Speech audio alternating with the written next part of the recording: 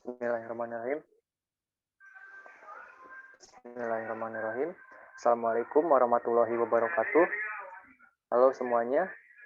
Terima kasih kepada dosen pengampu mata kuliah Kimia Dasar 2, yaitu Bu Cucu dan Bu Sari. Hari ini, kami kelompok 3 akan mempresentasikan hasil praktikum kami, yaitu sistem koloid pada deterjen. Adapun anggota kelompok kami yaitu Lutfi Andani Latifah dengan NIM 12120800664. Lalu yang kedua, itu saya Muhammad Jar Al-Ghifari 12120800771. Lalu yang ketiga, Mo Iqmal Fikri Rizal dengan NIM 12120800772.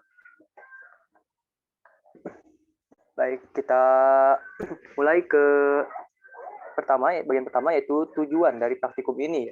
Yang pertama adalah mengidentifikasi proses pembuatan deterjen. Kedua, mengidentifikasi pembuatan busa sebagai sistem koloid. Dan tujuan yang ketiga yaitu mengidentifikasi cara kerja busa membersihkan noda. Next. Oke, sebelum ke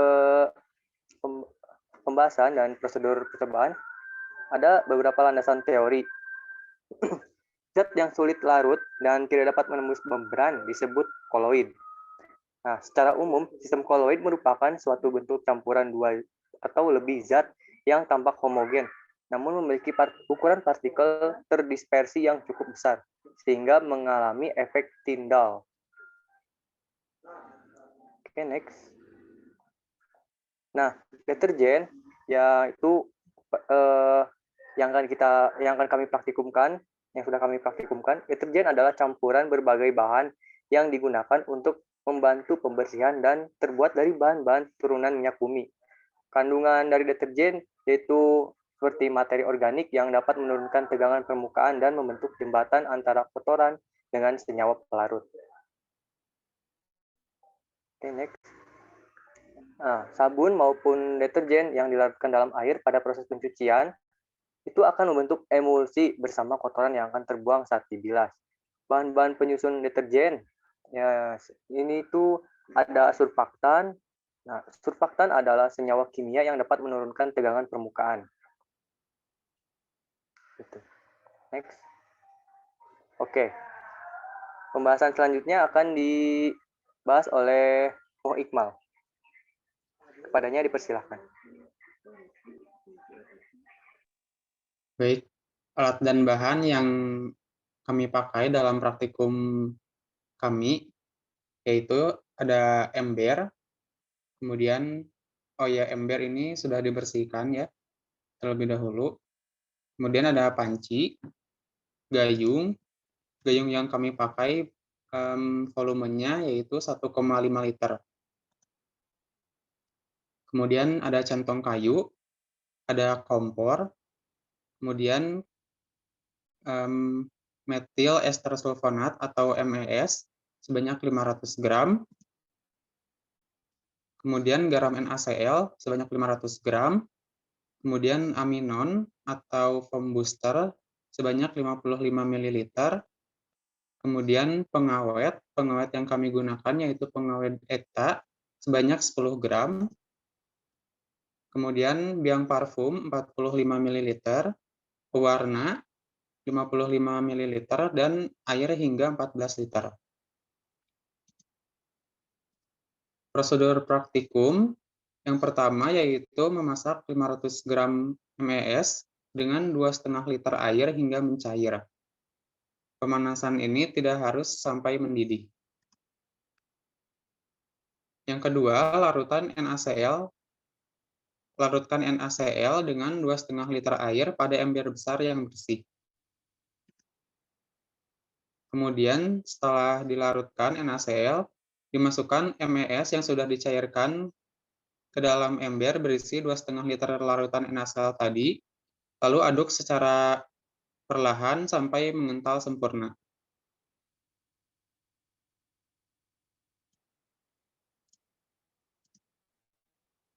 Setelah itu, masukkan aminon atau kombuster dan pengawet etat pada adonan kental, lalu aduk sampai merata.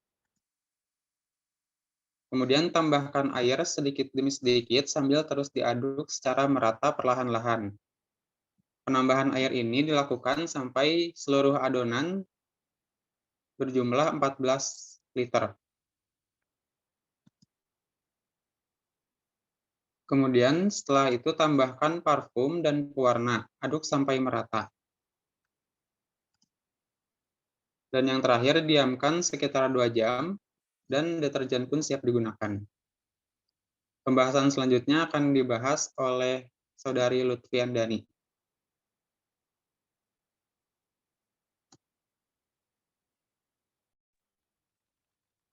Baik, selanjutnya adalah variabel yang diteliti, yaitu ada surfaktan dan busa deterjen, di mana surfaktan merupakan senyawa yang berfungsi untuk menurunkan tegangan antarmuka antara dua cairan. Dan busa deterjen merupakan jenis koloid jenis buih yang memiliki fase terdispersi gas dan pendispersi cair.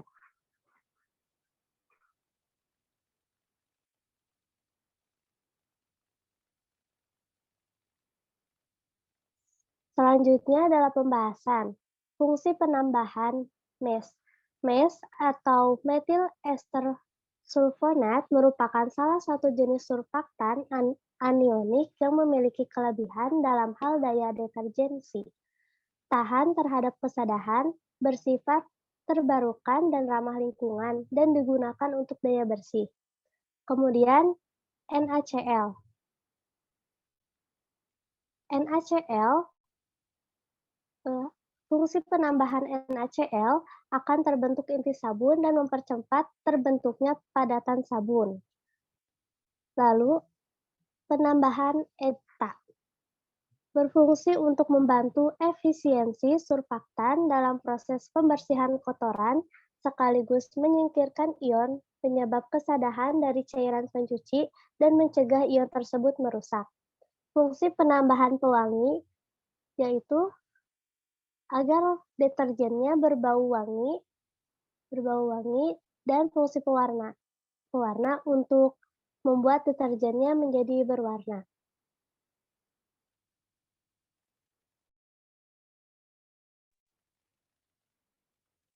Selanjutnya, busa deterjen sebagai sistem koloid.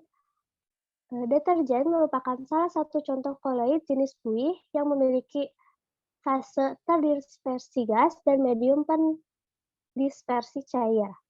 Cara kerja deterjen membersihkan noda, yaitu busa, adalah tipe koloid dengan fase terdispersi gas dalam medium pendispersi cair. Kegunaan deterjen adalah kemampuannya mengemulsi kotoran sehingga dapat dibuang dengan pembilasan. Kemampuan ini disebabkan oleh dua sifat, yaitu rantai hidrokarbon sebuah molekul deterjen larut dalam zat nonpolar dan ujung anion molekul yang tertarik pada air ditolak oleh ujung anion molekul-molekul deterjen yang menyembul dari tetesan minyak lain.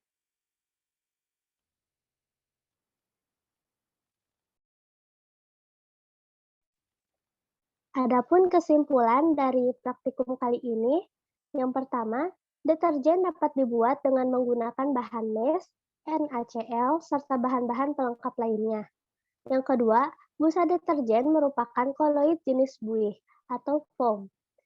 Yang ketiga, cara kerja deterjen dalam membersihkan noda melibatkan kedua ujung molekul deterjen, yaitu ujung hidrofobik dan ujung hidrofilik. Selanjutnya, saya kembalikan kepada moderator.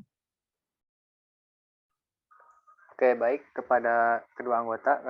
Terima kasih karena telah memaparkan materi dan penjelasan mengenai praktikum kelompok ini.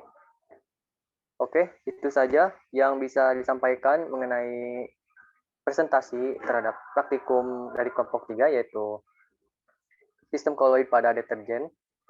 Mohon maaf bila ada salah atau ada kekurangan. Wassalamualaikum warahmatullahi wabarakatuh.